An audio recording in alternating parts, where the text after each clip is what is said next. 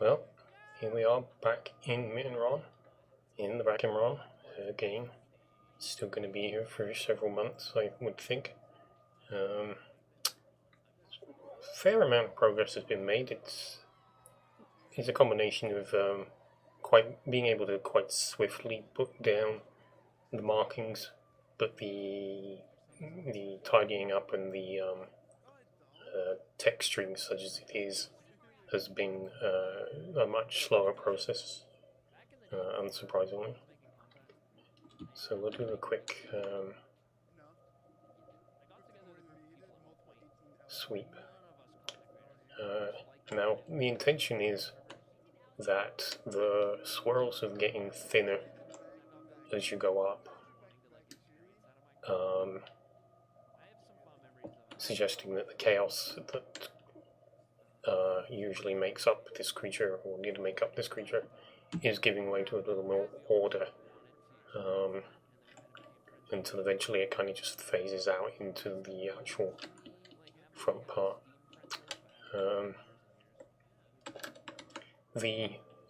This side is done.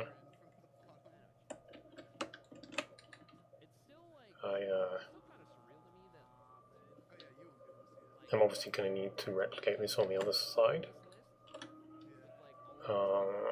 I'm probably going to look at ways to limit this. I mean, the thinning of the designs is obviously going to help speed up the process, or reduce the amount of work involved at least.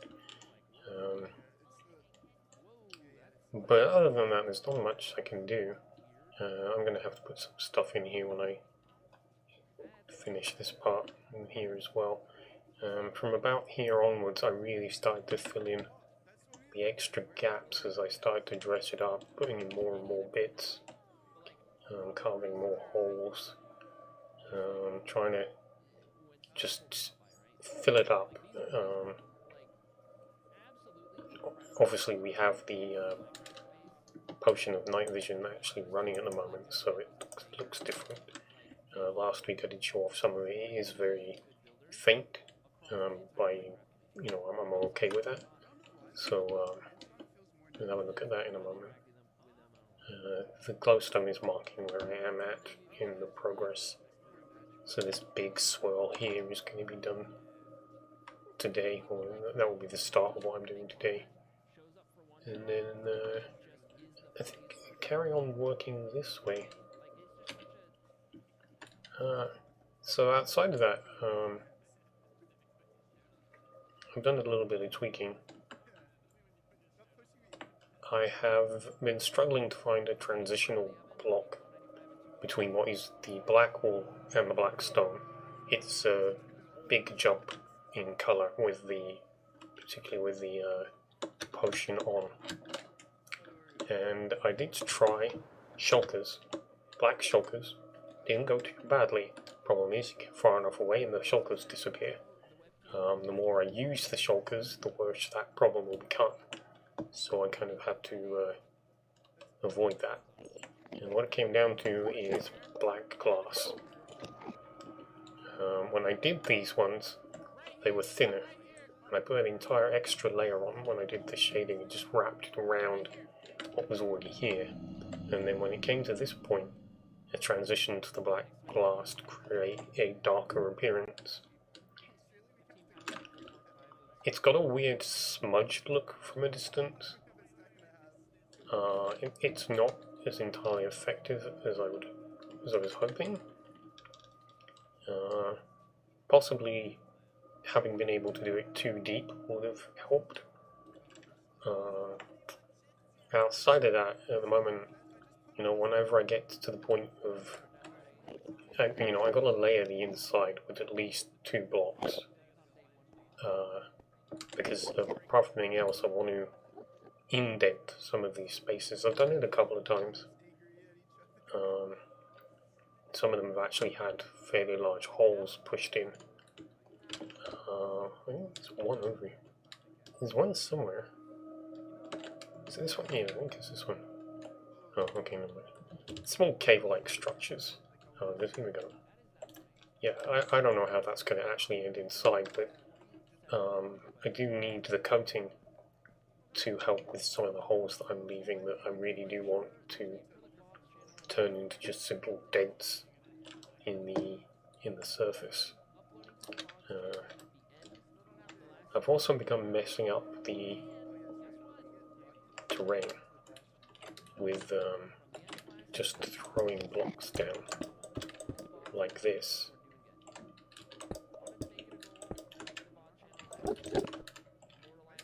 To disguise where the connections are. You know, get rid of these very straight lines from the original tube, like this. You can see I've already done bits and pieces with other things. But yeah, I want to mess this up so it's less easy to follow with the eyes. And that will be helped by the fact that there's very little exposed of the actual straight lines between sections. So as I as I get this done, I'll be able to go over, and just the little bits that you can still see will be just muddled a little bit, so it's much less obvious. And as you can see, it's a little better. The black ridge here does still stand out a mile.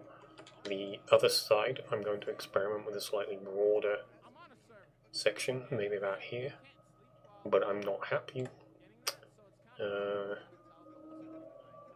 It's still a very dramatic change. Like, I think you can just see here, there's a lot of glass there. Let me go back around to where the glass is here. With the potion gone, the glass is only just visible.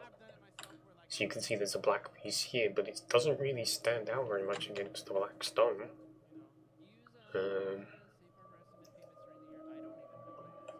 Until you start to get closer and you can actually start to see the block formation underneath. But yeah, I couldn't exactly tell where the glass is from a distance.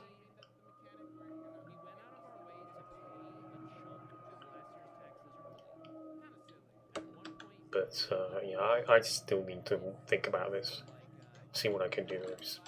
Also consider the idea of just doing stripes outwards.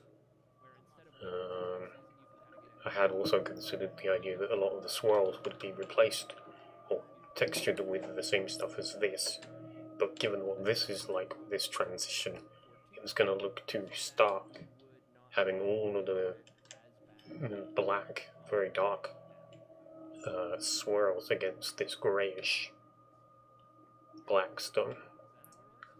So yeah, I've experimented with some light, some glow lichen, to try and reduce the number of endermen that can appear, but I didn't really like it that much, and I went back through and swapped it with the netherite, because I did actually like the way that it was lighting up a very specific area. But again, with the potion off, the netherite is almost invisible.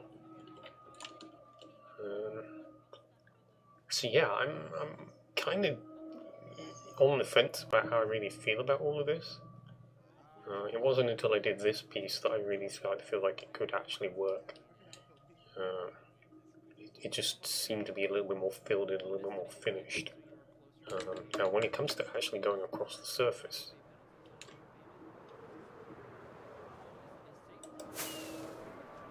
it tends to look a lot better, because it's very rough and ready. It looks like a landscape from this scale.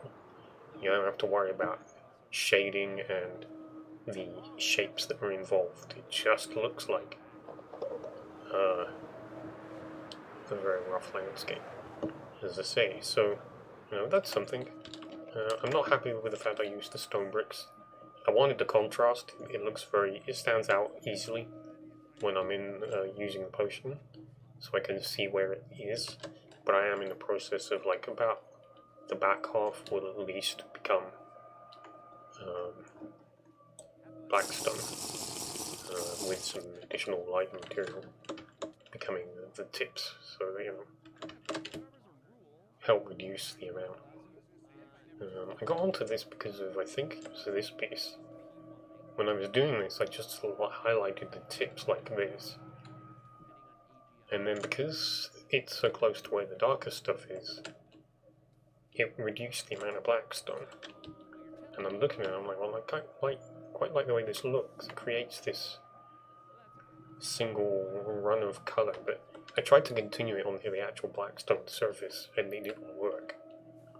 So, yeah, kind of really up in the air still, has to be said. I'll show you a quick look at the back, because I've made some alterations.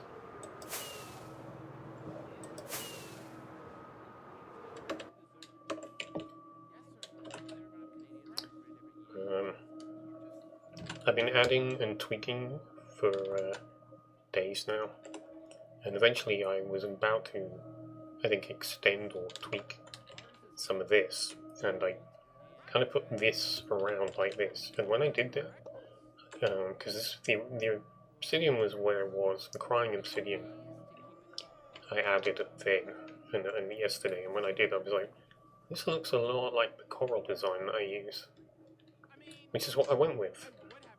And then it's stuck on the pink flame. It's almost as if it's evaporating the energy into nowhere, back into the void. So yeah, it's void coral now. It kind of all works together, it makes sense to some degree, as long as you don't think about it too much. But I'm going to carry this forward a little bit. These don't lend themselves to having the void coral put on them because they're bigger and they're much more spike-like, but I'm okay with that. The original intention was that it would actually be sea lanterns used. It would be similar to what's on the back of a len.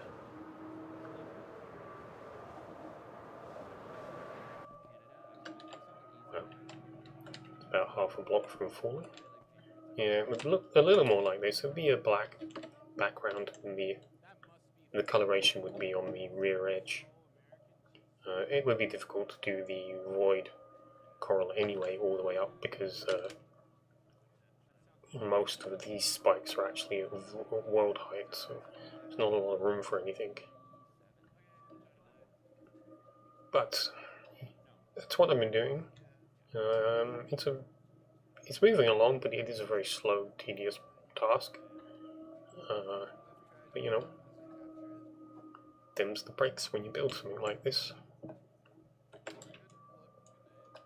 I think the only thing I regret is I really should have